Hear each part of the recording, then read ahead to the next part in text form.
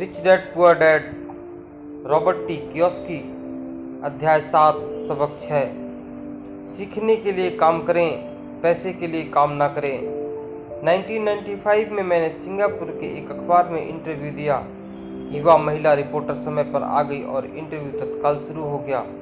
हम एक आलीशान होटल की लॉबी में कॉफ़ी की चुस्कियाँ ले रहे थे और मेरी सिंगापुर यात्रा के उद्देश्य पर चर्चा कर रहे थे। मैं प्लेटफॉर्म पर जिग जिगलर के साथ बैठने वाला था। वे प्रेरणा पर चर्चा करने वाले थे और मैं अमीरों के रहस्य पर बोलने वाला था। एक दिन मैं भी आपकी तरह बेस्ट सेलिंग लेखक बनना चाहती हूँ, उस महिला ने कहा। मैंने उसके कई लेख पढ़े थे और उनसे प्रभावित हुआ था। उसकी लेखन शैली दमदार और स्पष्ट थी। उसके लेखों में पढ़ने की पाठकों की रुचि जगाने की क्षमता थी। आपकी शैली बहुत बढ़िया है, मैंने जवाब में कहा। कौन सी चीज़ आपको अपने सपनों को हकीकत में बदलने से रोक रही है? मेरा काम कहीं का कहीं जाता है, उसने शांतिपूर्वक कहा। हर आदमी कहता है कि मेरा उपन्यास बढ़िया है, परंतु कुछ नहीं होता। इसलिए मैं अखबार के लिए काम कर रही हूँ। कम से कम इससे मेरा खर्च तो चल जाता है। क्या आप इस बारे में मुझे कोई सुझाव देंगे? हाँ बिल्कुल, मैंने उत्साह से कहा। सिंगापुर में मेरा दोस्त है, वह एक स्कूल चलाता है जहाँ लोगों को बिक्री संबंधी प्रशिक्षण दिया जाता है। वह सिंगापुर में कई चोटी के कॉरपोरेशंस के लिए सेल्स ट्रेनिंग कोर्स चलाता है और मैं समझता हूँ कि उसके कोर्स में शामिल होने से आपका करियर बहुत ज़्यादा विकसित हो जाएगा। उसका शरीर शक्त हो गया। आप यह कहना चाहते हैं कि बिक्री सीखने के लिए मुझे स्कूल जाना पड़ेगा? मैंने सहमति में सिर हिलाया। आप सचमुच ऐसा कह रहे हैं या मजाक कर रहे हैं? एक बार फिर मैंने सहमति से सिर हिलाया। इसमें गलत ही क्या है? मैं अब अपने शब्द वापस लेना चाहता हूँ। उसे मेरी किसी बात से बुरा लग गया था और मैं सोच रहा था कि कितना अच्छा होता अगर मैंने उसे कुछ भी सुझाव नहीं दिया होता। उसकी मदद करने की कोशिश में अब मैं खुद के सुझाव की रक्षा करता नजर आ रहा था। मेरे पास अंग्रेजी साहित्य में मास्टर डिग्री है। मैं सेल्समैन बनना सीखने के लिए स्कूल क्यों जाऊँ? मैं एक प्रोफेशनल में प्रशिक्षित होने के लिए स्कूल गई थी ताकि मुझे सेल्समैन ना बनना पड़े। मैं सेल्समैनों से नफरत करती हूँ, उन्हें केवल पैसा चाहिए होता है। तो आप मुझे बताएं कि मैं सेल्स का अध्ययन क्यों करूँ? अब वह अपना ब्रीफकेस ताकत से बंद कर रही थी और इंटरव्यू खत्म हो गया था। कॉफ़ी टेबल पर मेरी एक बेस्ट सेलिंग पुस्तक रखी हुई थी। मैंने उसे उठाया और उस महिला द्वारा लिखे गए नोट्स को भी अपने दूसरे हाथ में रखा। क्या आप इसे देख सकती हैं? मैंने उसके नोट्स की तरफ इशारा किया। उसने अपने नोट्स पर नजर डाली। क्या? उसने उलझन में कहा। एक बार फिर मैंने उसके नोट्स की तरफ जानबूझकर इशारा किया। उसके पैड पर उसने लिखा था, Robert T Kiyosaki best selling लेखक। यहाँ पर बेस्ट सेलिंग लेखक लिखा हुआ है, न कि बेस्ट राइटिंग लेखक। उसकी आंखें तत्काल फैल गई। मैं बहुत बुरा लेखक हूँ, आप बहुत बढ़िया लेखिका हैं। मैं सेल्स स्कूल गया हूँ, आपके पास मास्टर डिग्री है। दोनों को इकट्ठा कर लें और आप एक बेस्ट सेलिंग लेखिका और बेस्ट सेलिंग लेखिका बन सकती हैं। उसकी आंखों में गुस्सा था। मैं कभी इतना नीचे नहीं गिरूंगी कि बिक्री सीखने के लिए प्रशिक्षण लूं। आप जैसे लोगों को तो लिखना ही नहीं चाहिए। मैं एक प्रोफेशनल लेखिका हूँ और आप एक सेल्समैन हैं। यह सही नहीं है। उसने अपने बाकी के नोट्स भी समेट लिए और वह सिंगापुर की उस नम सुबह में तेजी से बाहर चली गई। कम से कम उसने अगले दिन मुझे एक अच्छा कवरेज दिया। दुनिया स्मार्ट, बूढ़ी, शिक्षित और प्रतिभा संपन्न लोगों से भरी हुई है। हम उनसे हर दिन मिलते हैं, वे हमारे चारों तरफ हैं। कुछ दिनों पहले मेरी कार में कुछ गड़बड़ हो गई थी। मैं एक गैराज में गया और युवा मैकेनिक ने उसे कुछ मिनटों में ही ठीक कर दिया। इंजन की आवाज़ सुनकर ही उसे समझ में आ गया था कि गड़बड़ कहाँ थी। मैं हैरान था।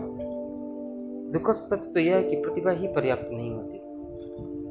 मुझे लगातार यह देखकर झटका लगता है कि प्रतिभा संपन्न लोग कितना कम कमा पाते हैं। मैंने अभी हाल ही में सुना है कि 5% से भी कम अमेरिकी एक साल में $1 लाख से ज़्यादा कमा पाते हैं। मैं ऐसे प्रतिभाशाली और उच्च शिक्षित लोगों से मिला हूँ जो एक साल में $20,000 से भी कम कमा पाते हैं। मेडिकल व्यवसाय में विशेषज्ञता रखने वाला एक व्यवसायिक सलाहकार मुझे बता रहा था कि कितने डॉक्टर, दंत चिकित्सक और दूसरे लोग पैसों की समस्या से जूझ रहे हैं। और मेरी सोच यह थी कि एक बार डॉक्टर बनने के बाद तो पैसा उनके घर बरसने लगता है।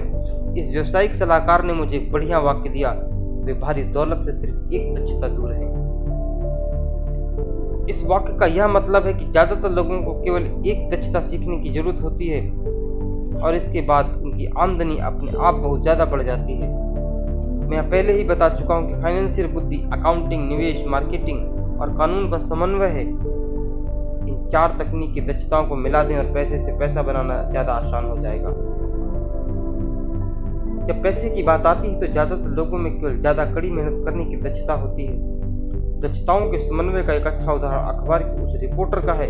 अगर सेल्स और मार्केटिंग के क्षेत्र में दक्षता हासिल कर ले तो उसकी आमदनी हवा से बातें कर सकती है। अगर मैं उसकी जगह होता तो मैं एडवर्टाइजिंग, कॉपीराइट और सेल्स के कोर्स में शामिल हो जाता। फिर अखबार में काम करने के बजाय मैंने किसी एडवर्टाइजिंग एजेंसी में नौकरी खोजी होती। चाहे इस काम में वेतन कम भी मिलता, परंतु इससे ही वह सीख जाती कि सफल एडवर्टाइजिंग में प्रयुक्त होने वाले शॉर्टकट का प्रयोग किस तरह होता है। उसे अपना कुछ समय जनसंपर्क में भी देना होता, जो एक महत्वपूर्ण दक्षता है। वह यह भी सीखती कि मुफ्त प्रचार में किस तरह लाखों कमाए जाते हैं। फिर रातों में और सप्ताहांतों में वो अपना महान उपन्यास पूरा कर सकती थी। जब वह पूरा हो जाता तो अपनी पुस्तक को बेचने के लिए और ज़्यादा अच्छी स्थिति में होती। फिर कुछ ही समय में वह एक बेस्ट सेलिंग लेखिका हो सकती थी। जब मैंने अपनी पहली पुस्तक if you want to be rich and happy don't to go to school छपाई तो एक प्रकाशक ने यह सुझाव दिया कि शीर्षक को बदलकर द इकोनॉमिक ऑफ एजुकेशन कर दूं। मैंने प्रकाशक से साफ कह दिया कि इस तरह के शीर्षक से पुस्तक की कुल 2 प्रतियां बिकेगी। एक तो मेरा परिवार खरीदेगा, दूसरा मेरा सबसे अच्छा दोस्त। तो दिक्कत यह है कि दोनों ही इसे मुफ्त में पाने की आशा करेंगे। If you want to be rich and happy don't go to school शीर्षक को जानबूझकर चुटीला बनाया गया था, क्योंकि मैं जानता था कि ऐसा करने से इसे अत्यधिक प्रचार मिल जाएगा। मैं शिक्षा का समर्थक हूँ और शिक्षा के सुधार में विश्वास करता हूँ, अन्यथा मैं अपने पुरातनपंथी शिक्षा तंत्र को बदलने की बार बार मांग क्यों करता हूँ। इसलिए मैंने एक ऐसा टाइटल चुना, टीवी और रेडियो पर ज़्यादा प्रचारित हो सकता था। इसलिए क्योंकि मैं विवादास्पद होने से नहीं डरता। कई लोगों का विचार था कि मैं कोई फ्रूट क्रेक था, परंतु पुस्तक बिक्री और बहुत बिक्री। जब मैं यूएस मर्चेंट मरीन एकेडमी से 1969 में ग्रेजुएट हुआ तो मेरे पढ़े लिखे डैडी खुश हुए। स्टैंडर्ड ऑयल ऑफ कैलिफोर्निया ने मुझे अपने ऑयल टैंकर फ्लीट करने में काम दिया। मैं 3rd मैट था और हालांकि मेरी तनख्वाह मेरी सहपाठियों की तुलना में कम थी, परंतु कॉलेज के बाद पहले काम के हिसाब से ठीक थी। मेरी शुरुआती तनख्वाह $42,000 प्रतिवर्ष थी, जिसमें ओवरटाइम भी शामिल था। मुझे केवल 7 महीने काम करना पड़ता था, बाकी के 5 महीने मेरी छुट्टियां होती थीं। अगर मैं चाहता तो मैं एक सहायक शिपिंग कंपनी के साथ वियतनाम जा सकता था और अपनी 5 महीने की छुट्टियों के बदले में अपनी तनख्वाह दुगनी कर सकता था। मेरे सामने एक बहुत बढ़िया करियर था, परंतु मैंने 6 महीने बाद ही इस्तीफा दे दिया और मरीन कोर्ट में भर्ती हो गया ताकि मैं हवाई जहाज उड़ाना सीख सकूं। मेरे पढ़े लिखे डैडी का दिल टूट गया। अमीर डैडी ने मुझे बधाइयाँ दी। स्कूल और नौकरी में विशेषज्ञता का विचार एक लोकप्रिय विचार है, यानी कि ज़्यादा धन कमाने के लिए या प्रोफेशनल हासिल करने के लिए आपको विशेषज्ञता हासिल करने की जरूरत है। इसलिए मेडिकल डॉक्टर, तत्काल बाल रोग विशेषज्ञ, अस्थिर विशेषज्ञ जैसे विशेषज्ञता हासिल करने में जुट जाते हैं। यही अकाउंटेंट, आर्किटेक्ट, वकील, पायलट और बाकी लोगों के बारे में सही है। मेरे पढ़े लिखे डैडी इस विचारधारा में विश्वास रखते थे, इसलिए वे डॉक्टर मिलने के बाद भी रोमांचित हो गए थे।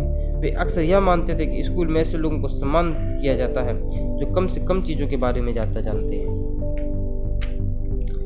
अमीर डैडी मुझे इसका ठीक उल्टा करने के लिए प्रोत्साहित करते थे। आपको हर चीज़ के बारे में थोड़ा थोड़ा पता होना चाहिए, यह उनका सुझाव था। इसीलिए मैंने उनकी कंपनियों में कई विभागों में सालों तक काम किया। कुछ सालों के लिए मैंने अकाउंटिंग डिपार्टमेंट में काम किया।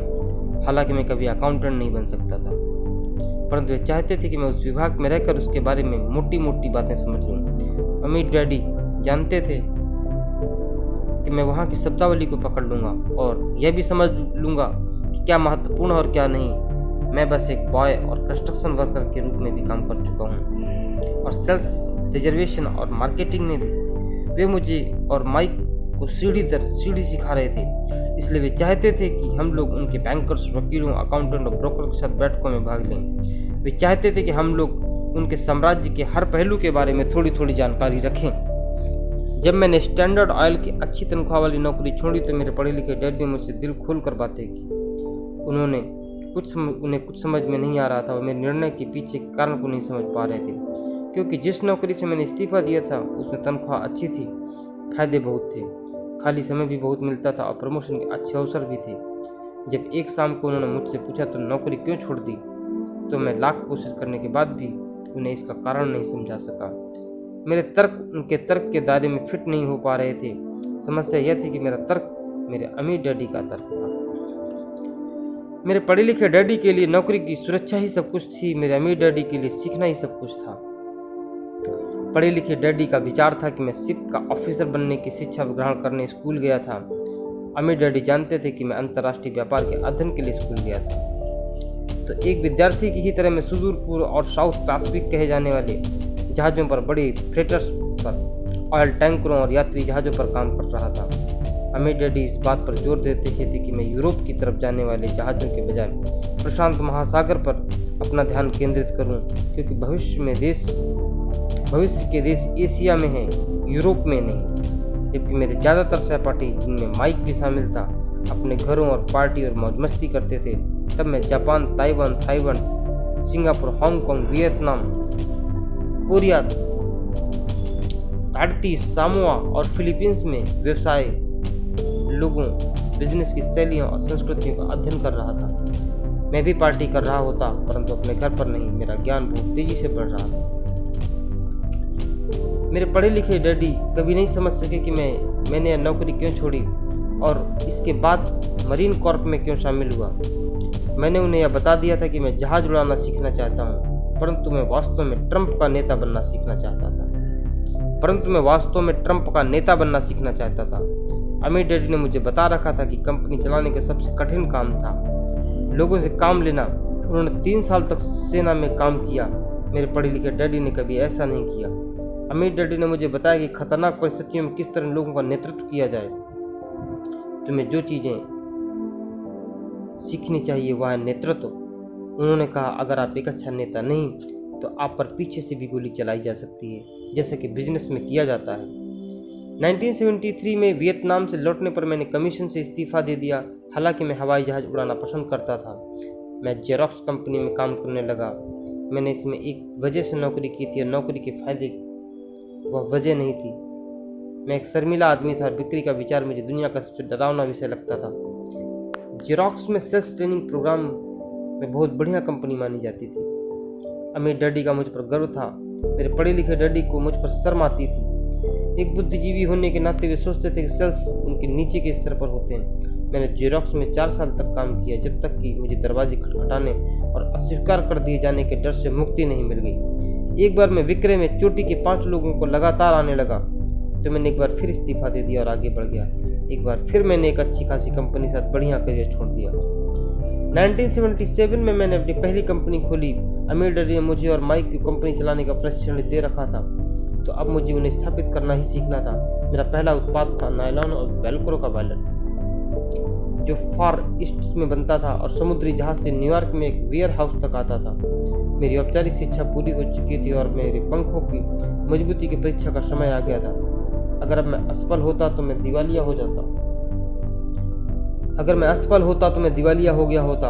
अमीर डैडी का मानना था कि 30 साल के पहले दिवालिया होना सबसे अच्छा होता है, आपके पास संभलने का मौका होता है। उनकी सलाह थी। मेरे 30वें जन्मदिन की शाम को मेरा पहला शिपमेंट कोरिया से न्यूयॉर्क के लिए रवाना हुआ। आज मैं अंतर्राष्ट्रीय स्तर पर बिजनेस करता हूं और जैसा मेरे अमीर डैडी मुझे प्रोत्साहित किया करते थे, मैं विकासशील देशों पर ध्यान केंद्रित करता हूं। आज मेरा निवेश कंपनी दक्षिण अमेरिका, एशिया, नॉर्वे, रूस में निवेश करती है। एक कहावत है, जॉब एक संक्षिप्त रूप है जस्ट ओवर ब्रोक का, और दुर्भाग्य से करोड़ लोगों के लिए सही साबित होता है, क्योंकि स्कूल यह नहीं समझाता कि फाइनेंशियल बुद्धि भी बुद्धि का एक रूप है। इसलिए ज़्यादातर कर्मचारी या मजदूर अपने साधनों के भीतर रह रहे हैं। वे मेहनत करते हैं और अपने बिल चुकाते हैं। एक और डरावनी मैनेजमेंट थ्योरी है काम करने वाले इसलिए कड़ी मेहनत करते हैं ताकि उन्हें नौकरी से ना निकाल दिया जाए, और मालिक उन्हें केवल इतना देते हैं ताकि काम करने वाले छोड़ कर ना चले जाएं।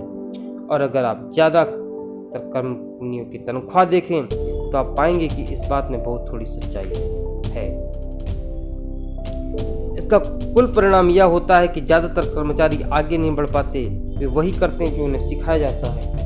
सुरक्षित नौकरी खोज लो। ज़्यादातर काम करने वाले कम समय के पुरस्कारों जैसे वेतन और दूसरे फायदों के लिए काम करते हैं, परंतु दीर्घकालीन दृष्टि से यह उनके लिए घाटे का सौदा साबित होता है। इसके बजाय मैं युवा लोगों को यह सलाह दूंगा कि नौकरी खोजते समय वे इस बात पर कम ध्यान दें कि कितना कमा रहे हैं और इस बात पर ज़्यादा ध्यान दें कि वे कितना सीख रहे हैं। रास्ते पर आगे की तरफ देखकर यह तय ना करें कि किसी खास प्रोफेशन के चुनने के पहले और चूहा दौड़ में फंसने से पहले वे कितनी दक्षताओं में पारंगत होना चाहते हैं।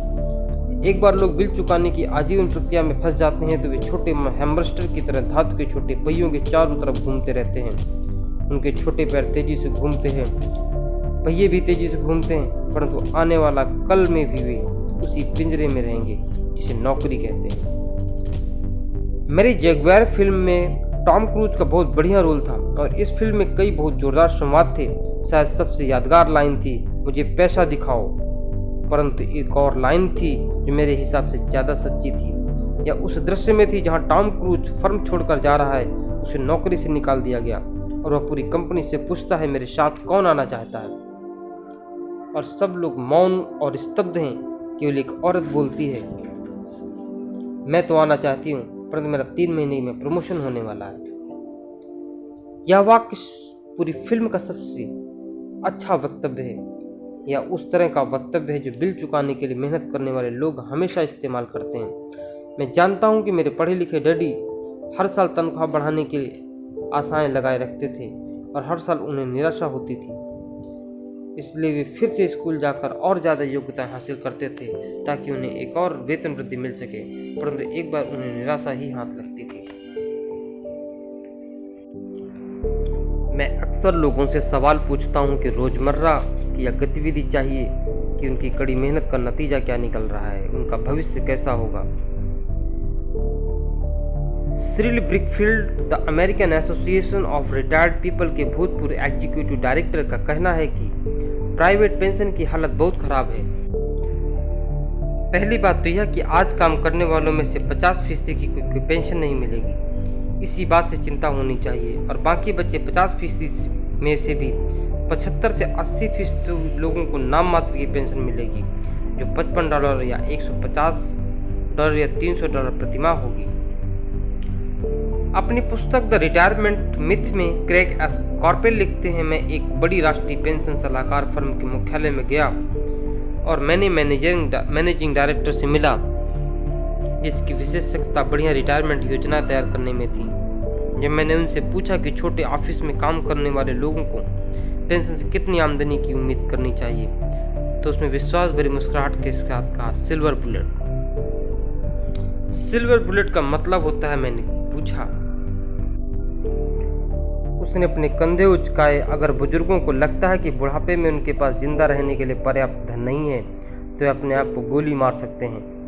कार्पेल इसके बाद पुराने रिटायरमेंट प्लान और ज़्यादा खतरनाक नए 401 के प्लान के अंतर को स्पष्ट करते हैं। ज़्यादातर काम करने वाले लोगों के लिए सबसे कोई सुखद तस्वीर नहीं है। और यह तो हुई रिटायरमेंट की बात। जब इस तस्वीर में मेडिकल फीस और दीर्घकालिक नर्सिंग होम सुविधा को जोड़ा जाता है तो तस्वीर डरावनी हो जाती है।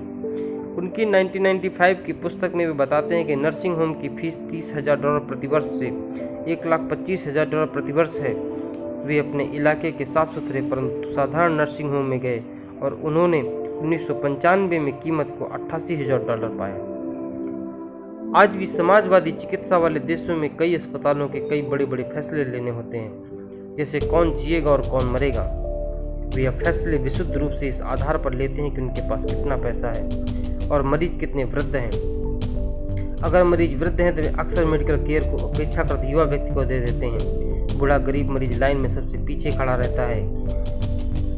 तो जिस तरह अमीर लोग बेहतर शिक्षा हासिल करने के लिए कोशिश करते हैं, उसी तरह अमीर लोग अपने आप को जिंदा भी रख सकते हैं, जबकि जिनके पास दौलत नहीं है वे मर जाएंगे। तो मैं हैरान हो जाता हूँ कि क्या कर्मचारी भविष्य में देख पा रहे हैं कि उनकी भविष्य दृष्टि केवल उनकी अगली तनख्वाह तक ही जाती है और वे अपने आप से कभी दूरगामी भविष्य के बारे में सवाल ही नहीं करते। जब मैं ज़्यादा पैसा कमाने की इच्छा रखने वाले वयस्कों के साथ बोलता हूँ तो मैं हमेशा एक ही चीज़ की सलाह देता हूँ। मैं सुझाव देता हूँ कि वे अपने जीवन के बारे में इतना लंबा दृष्टिकोण रखें, केवल पैसे और सुरक्षा के लिए काम करने के बजाय, जो हालांकि महत्वपूर्ण है। मैं सुझाव देता हूँ कि वे एक और काम करने लगें जो उन्हें एक और दक्षता सिखा दे। अगर वे सेल्स तकनीकें सीखना चाहते हैं तो अक्सर मैं उनसे किसी नेटवर्क मार्केटिंग कंपनी में शामिल हो जाने के लिए कहता हूँ, जिसे मल्टी लेवल मार्केटिंग भी कहा जाता है। इनमें से कुछ कंपनियों के प्रशिक्षण कार्यक्रम बहुत बढ़िया होते हैं, जो लोगों के मन से झिझक और असफलता का डर निकाल देते हैं, जो लोगों के असफल होने का मुख्य कारण होते हैं। लंबे समय में शिक्षा धन से ज़्यादा मूल्यवान है। जब मैं सुझाव देता हूं तो अक्सर लोगों की प्रतिक्रिया होती है, पर इसमें से बहुत झंझट है, या मैं केवल वही करना चाहता हूं जिसमें मेरी रुचि है। इसमें बहुत झंझट है कि जवाब में मैं पूछता हूं तो आप जिंदगी भर सिर्फ इसलिए काम करते रहेंगे कि आपकी आय में से 50% आय सरकार को दे दें। दूसरे वक्तव्य में मैं केवल वही करना चाहता हूं जिसमें मेरी रुचि है। कि जवाब में मैं कहता हूं मैं जिम जाने में बिल्कुल रुचि नहीं रखता हूं, परंतु मैं इसलिए वहां जाता हूं ताकि मैं फिट हो सकूं और ज़्यादा समय तक जिंदा रह सकूं। दुर्भाग्य से उस पुरानी कहावत में कुछ सच्चाई है, जब आप एक बूढ़े कुत्ते को नई चालबाजी नहीं सिखा सकते। जब तक कि कोई आदमी बदलने के लिए तैयार न हो, बदलना बहुत कठिन होता है। परंतु उन लोगों के लिए जो कुछ नया सीखने के विचार से प्रेरित हो सकते हैं और दोराहे पर खड़े हैं, मेरा सुझाव यही है, जिंदगी बहुत हद तक जिम जाने की तरह है। इसमें सबसे दर्द भरा हिस्सा वहां जाने का फैसला लेना। एक बार आप यह फैसला कर लेते हैं तो बाकी सब आसान हो जाता है। ऐसा कई दिन आए हैं जब मैं जिम जाने के नाम से काम जाता हूं, परंतु एक बार फिर मैं वहां पहुंच जाता हूं और काम शुरू कर देता हूं तो मुझे उसमें मज़ा आता है। जब मैं वहां से निकलता हूं तो मुझे हमेशा खुशी होती है कि मैं वहां गया था। अगर आप कुछ नया सीखने के प्रति अनिच्छुक हों और इसके बजाय आप अपने क्षेत्र में बहुत विशेषज्ञता हासिल करने पर जोर देते हो, तो यह सुनिश्चित कर लें कि जिस कंपनी के लिए आप काम करते हैं वहाँ यूनियन हो। लेबर यूनियन विशेषज्ञता की रक्षा के लिए ही बनाई गई थी। मेरे पढ़े लिखे डैडी जब गवर्नर की कृपा दृष्टि से दूर हो गए तो वे हवाई में टीचर यूनियन के अध्यक्ष हो गए। उन्होंने मुझे बताया कि यह उनके द्वारा किया गया सबसे कठिन काम था। मेरे अमीर डैडी ने दूसरी और जिंदगी भर यह कोशिश की कि उनको कंपनियों में यूनियन न बन पाए। वे सफल हुए, हालांकि यूनियन काफ़ी करीब आ गई थी, परंतु अमीर डैडी हमेशा उन्हें दूर रखने में कामयाब हो जाते थे। व्यक्तिगत रूप से मैं किसी को पक्ष नहीं लेता, क्योंकि मुझे दोनों ही बातों में फायदे दिखते हैं और उनकी ज़रूरत दिखती है। अगर आप स्कूल द्वारा सुझाए रास्ते पर चलते हैं तो उच्च विशेषज्ञता हासिल करते हैं, तो फिर आप यूनियन की सुरक्षा में चले जाएं। उदाहरण के लिए, अगर मैं अपने हवाई जहाज उड़ाने के करियर में गया होता तो मैंने ऐसी कंपनी पसंद की होती जिसकी पायलट यूनियन बहुत तगड़ी होती, क्योंकि मेरी जिंदगी केवल एक दक्षता को सीखने के लिए समर्पित होती जिसका मूल्य केवल एक उद्योग में ही हो सकता था। अगर मुझे उस उद्योग से निकाल दिया गया होता तो मेरे जीवन की दक्षता किसी दूसरे उद्योग में इतनी बहुमूल्य नहीं होती। अगर किसी वरिष्ठ पायलट को निकाल दिया जाए जिसके पास हवाई जहाज उड़ाने का 1 लाख घंटे का अनुभव हो और जो हर साल 1,50,000 कमा रहा हो, उसे स्कूल टीचिंग में इतनी ज़्यादा कमाई वाली बराबरी का काम ढूंढने में बहुत दिक्कत होगी। दक्षताएं एक उद्योग में दूसरे उद्योग में ट्रांसफर नहीं होते, क्योंकि एयरलाइन उद्योग में जिन दक्षताओं की जरूरत होती है, जिसके लिए पायलटों को ज़्यादा वेतन दिया जाता है, वे स्कूल सिस्टम में उतनी महत्वपूर्ण नहीं होती। आज डॉक्टरों के लिए भी यही है। चिकित्सा के क्षेत्र में इतने परिवर्तन हो रहे हैं, कई मेडिकल विशेषज्ञ मेडिकल संगठनों जैसे HMO जैसे जुड़ना पसंद करते हैं। स्कूल के शिक्षकों को यूनियनों का सदस्य होना पड़ता है। आज अमेरिका में टीचर्स की यूनियन सबसे बड़ी और अमीर लेबर यूनियन है। NEA यानी नेशनल एजुकेशन एसोसिएशन के पास बहुत ज़्यादा राजनीतिक प्रभाव है। शिक्षकों की अपनी यूनियन की सुरक्षा की जरूरत होती है, क्योंकि शिक्षा के बाहर उनकी दक्षताओं का मूल्य अपेक्षाकृत काफ़ी कम होता है। तो यह नियम यह है, उच्च विशेषज्ञता हासिल करो और यूनियन बना लो। स्मार्ट लोग यही करते हैं। जब मैं अपनी कक्षा से पूछता हूँ आप में से कितने मैकडॉनल्ड्स से अच्छा हैमबर्गर बना लेते हैं, तो लगभग सभी विद्यार्थी अपने हाथ खड़े कर देते हैं। मैं फिर से पूछता हूँ, अगर आप में कोई ज़्यादातर बेहतर हैमबर्गर बना लेता है तो ऐसा क्यों होता है कि मैकडॉनल्ड आपसे ज़्यादा पैसा बना लेता है? जवाब साफ है, मैकडॉनल्ड बिजनेस सिस्टम में आपसे अच्छा है। ज़्यादातर प्रतिभाशाली लोग सिर्फ इसलिए गरीब होते हैं क्योंकि वे अपना सारा ध्यान बेहतर हैमबर्गर बनाने में लगाते हैं और बिजनेस सिस्टम के बारे में कुछ नहीं जानते। हवाई में मेरा एक दोस्त है जो एक महान कलाकार है। वह काफ़ी पैसा कमा लेता है। एक दिन उसकी माँ के वकील ने उसे बताया कि उसकी माँ ने अपने पुत्र के नाम पर $35,000 छोड़े हैं। यह रकम सरकार और वकीलों द्वारा अपना हिस्सा लेने के बाद बची थी। तत्काल उसने इस पैसे से विज्ञापन करके अपने व्यवसाय को बढ़ाने को सोचा।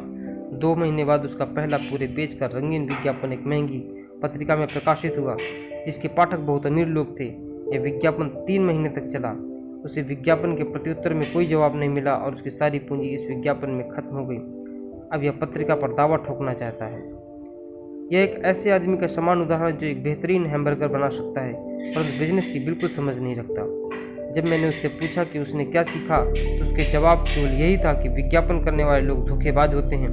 मैंने फिर उससे पूछा कि क्या वह सेल्स में या डायरेक्ट मार्केटिंग में कोई कोर्स करना चाहता है, तो उसका जवाब था, मेरे पास समय नहीं है और मैं अपना पैसा बर्बाद नहीं करना था। दुनिया प्रतिभा संपन्न गरीब लोगों से भरी पड़ी है। अक्सर वे या तो गरीब हैं या फिर पैसे की समस्या से जूझ रहे हैं या अपनी क्षमताओं से कम पैसा कमा रहे हैं, और इसका ज़्यादा जिम्मेदार उनके ज्ञान का विषय नहीं बल्कि उनका अज्ञान है। वे बेहतर हैमबर्गर बनाने की दक्षता को पैना करने में ही लगे रहते हैं। हैमबर्गर को बेचने और उसे घर तक पहुंचाने की दक्षता पर बिल्कुल भी ध्यान नहीं देते। शायद मैकडॉनल्ड्स सबसे अच्छे हैमबर्गर